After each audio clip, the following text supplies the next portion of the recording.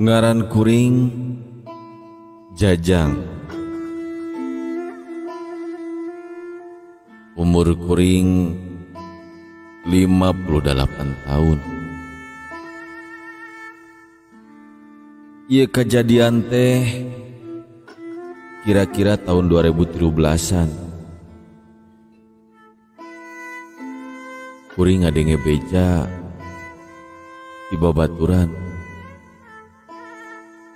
Cenah di Bungbulang aya jelema anu bisa ngagandakeun duit make media Batara Karang. Pikeun kuring mah ngadenge aya beja kitu teh haripet pisan. Keur mah hayang nyaho anu kumaha ari nu disebutkeun Batara Karang teh.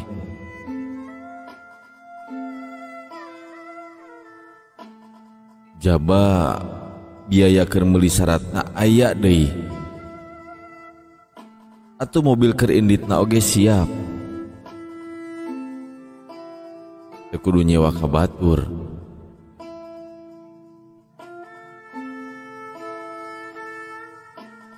Ari babaturan kuring teh ngaranna si Agus.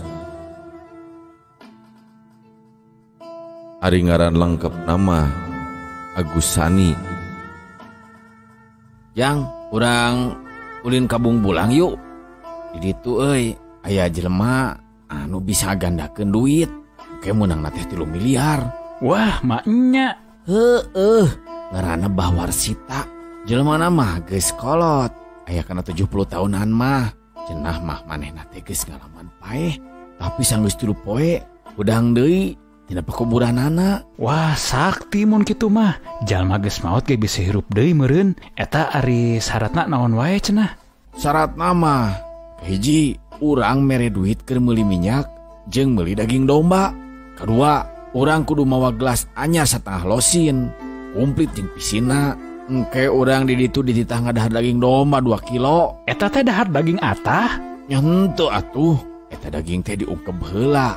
Tah, upama geus asak, kakara dikucuran ku kecap. Tapi dahar dagingna kudu beak ku sorangan. Teu meunang dibantuan. Bari jeung teu meunang utah. Lamun utah berarti eta gagal. Nah, saha atuh nu erek ngadahar dagingna? Da ari urang mah teu kuat ari sakitu lobana mah. Tong boro sakitu. Bet ngadahar sate 10 oge geus murel. Hayang utah urang mah. Lah keun we, ku urang dahar daging sakitu mah moal burung teu beak. Bener ya sanggup. Lamun bener maneh sanggup, ku urang rek ditedunan. Ari eta gelas tea jeung pisina sarua kudu didahar deui. Wih, nya moal atuh. Kira aku gelas kudu digares. Emangna aing teh kuda lumping. Eta mah engkena keur ngawadahan minyak. Eta minyak dikucurkeun saeutik-saeutik dicampuran ku getih. Hah? Ari eta getihna ti mana kitu? Nya teuing atuh. Pokona mah urang teu nyaho. Pokona mah nyaho geus aya we lah. Alah, urang mah sieun atuh euy. Heug lamun meunang duit terus urang diwadalkeun. Moal atuh moal pan geus digantian ku syarat-syarat teh. Pokona mah aman lah. Moal minta nyawa. Nya heug ari kitu mah rek iraha inditna. Nya ari alusna mah malam Jumaah.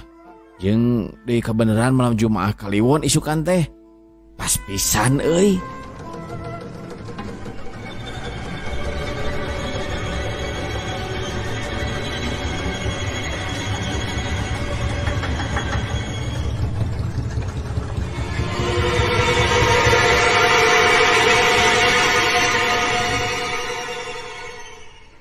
Sanggeus aya kaputusan ti si Agus, nya kuring duaan indit ka Bungbulang Garut. Kulantaran ka Bungbulang teh perjalananna jauh, nya kuring indit di Bandung teh bada lohor. Sangkan nempi ka dituna rada peuting. Paling telatna bada Isa. Kuring indit di Bandung teh ngan duaan.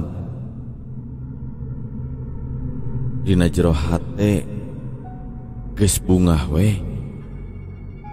lantaran bakal menang duit sakitu lobana. Bari jengan ukur ngemodalan 2 juta perak. Nepi kabung bulang teh kira-kira bada isa.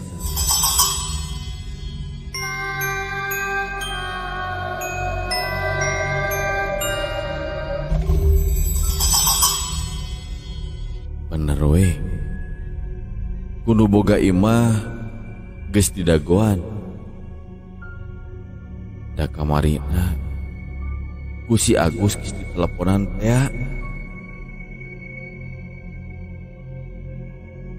Nya we, imahna teh lumayan gede.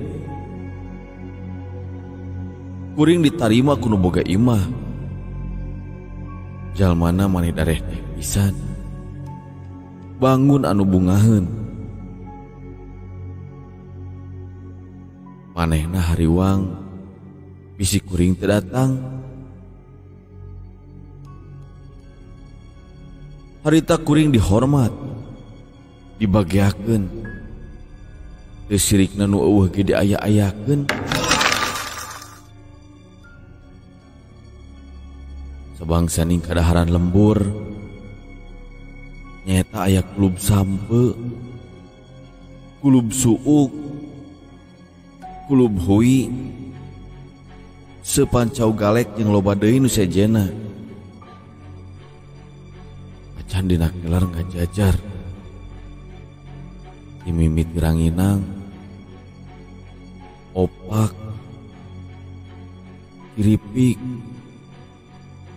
pokona mah sagala komplit.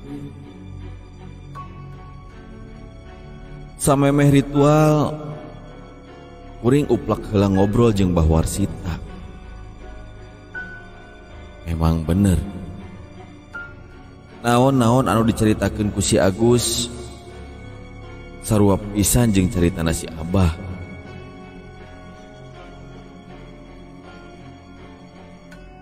Sanggeus jam 12,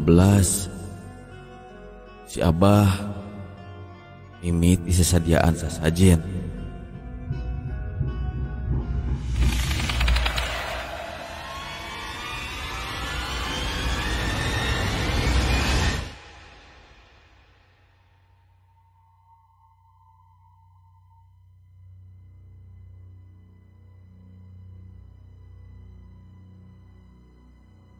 Sabangsaning kekembangan, dupa jeung minyak, on kitu deui daging geus meunang ngulub, dipotongan laleutik, model keur sateun, tuluy diwadahan kana baskom leutik, kari ngecapan, kecapna oge geus dijagrakeun. Geus dijajarkeun dina baki, make pisin. Tuluy ku si Abah eta gelas dicician minyak jeung getih tea.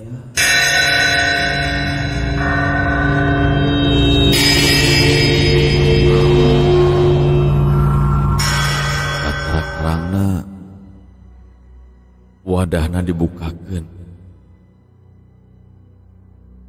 Harita kuring ngabiri gidik oge ninggalina. Geuning kitu anu disebut Batara Karang teh. Barangna mah leutik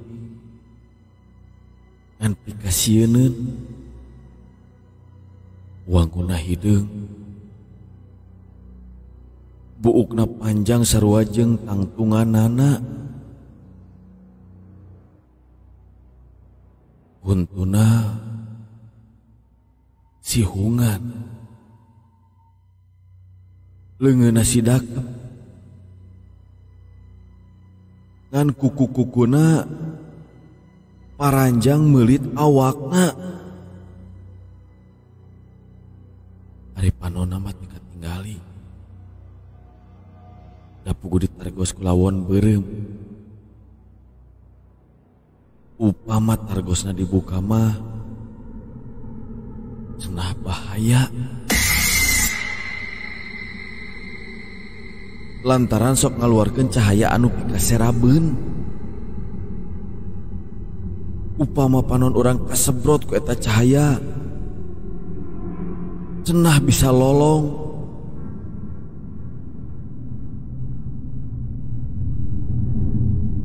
Anu matak ditutupan oge teu tinggalin. Dus mih kosong oge aya 3 siki keur ngawadahan duitna. Da cenah lamun milikna alus mah tilu dusanana kabeh pinuh ku duit. Saterusna Abah Warsita nyenget lupa bari jeung punyam-punyam babacaan.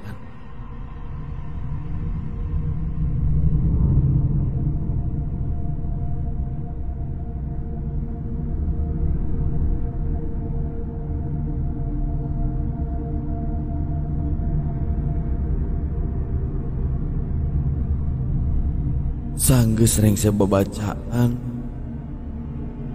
eta sasajen teh dibawa ke jero kamar kosong. Terus si Abah namah keluar deui. Ngan anu ditinggalkeun teh nyaeta daging teh jeung kecapna. Sanggeus kitu mah kari bagian si Agus kari ngadahar daging domba bari diriung disaraksian kuno haladir. Si Abah papatah, Jang, kade ieu teh daging kudu beak di waktu 2 jamnya, jeung teu meunang diutahkeun sia. Lamun ujang utah berarti gagal moal menang milik.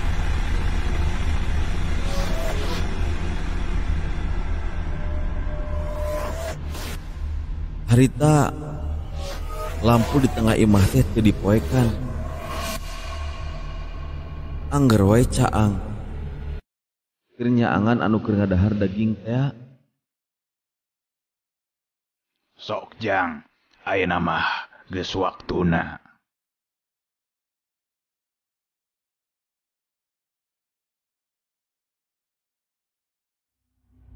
Cek si Abah bari ngareret kana jam dingding anu naplok. Si Agus bener we dahar dagingna manis samualan. Malah lain wae dihuapkeun, tapi siga anu dialung-alungkeun kana sungutna.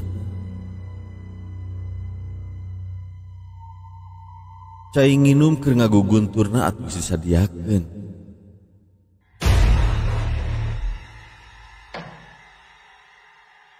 Da si Agus keur camuilan kitu. Ngadak-ngadak imah ngarieg.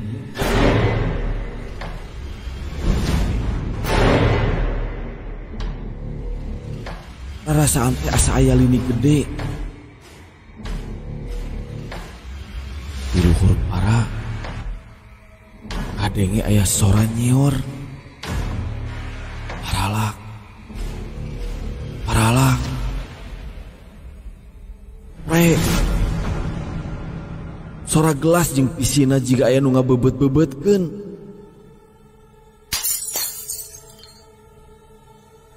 Kuring ngadareg-deg. Nyekelan ke jelema anu aya di gigireun. Harita kuring nyumputkeun beungeut dina tonggongna. Eta sora lain sakedeung. Aya kana 5 menitan mah.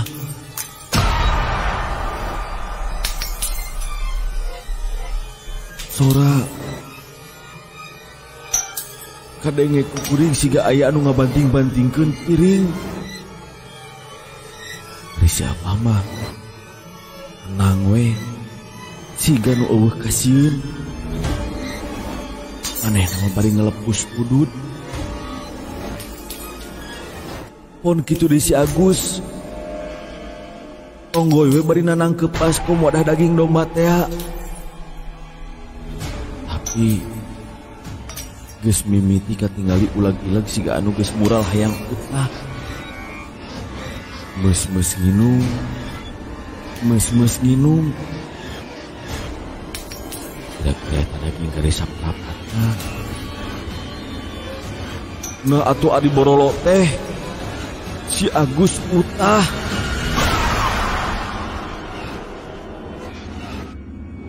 Maningayang dina samak. Meureun nyedak tina beuteung pinuh teuing. Kuring rada pondok harepan ari geus kitu mah.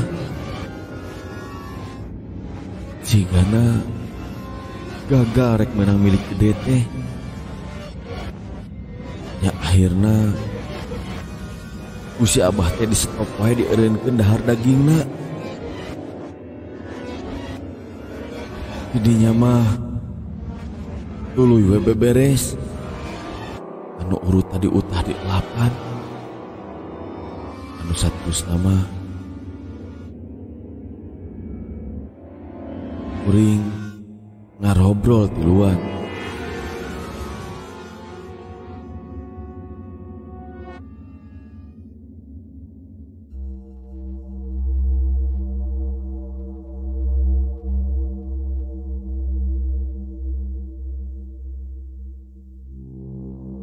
Kira-kira jam 6 isuk-isuk. Kuring penasaran. Hayang nyaho kana kejadian tadi peuting. Nah aya suara gelas dipupus-pupuskeun di kamar kosong teh.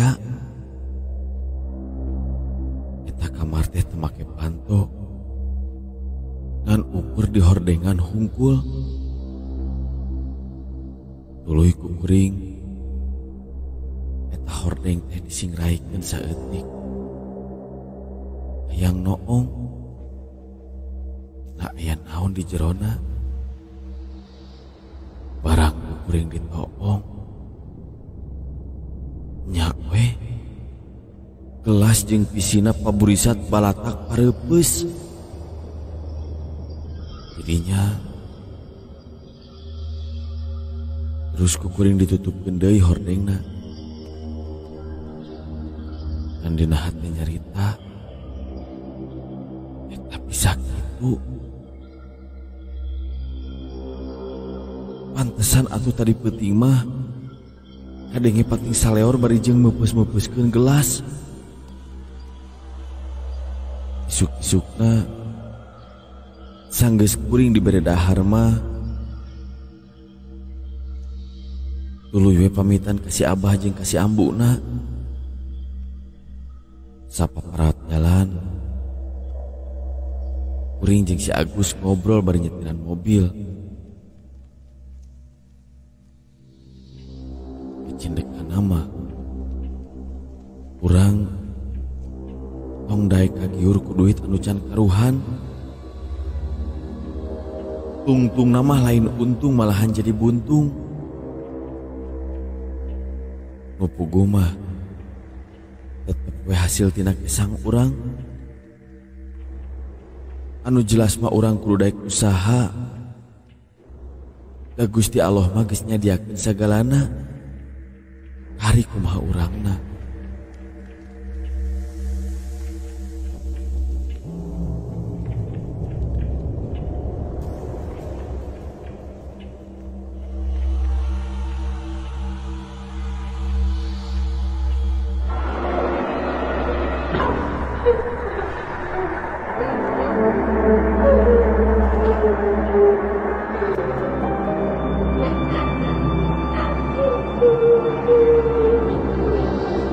Pengen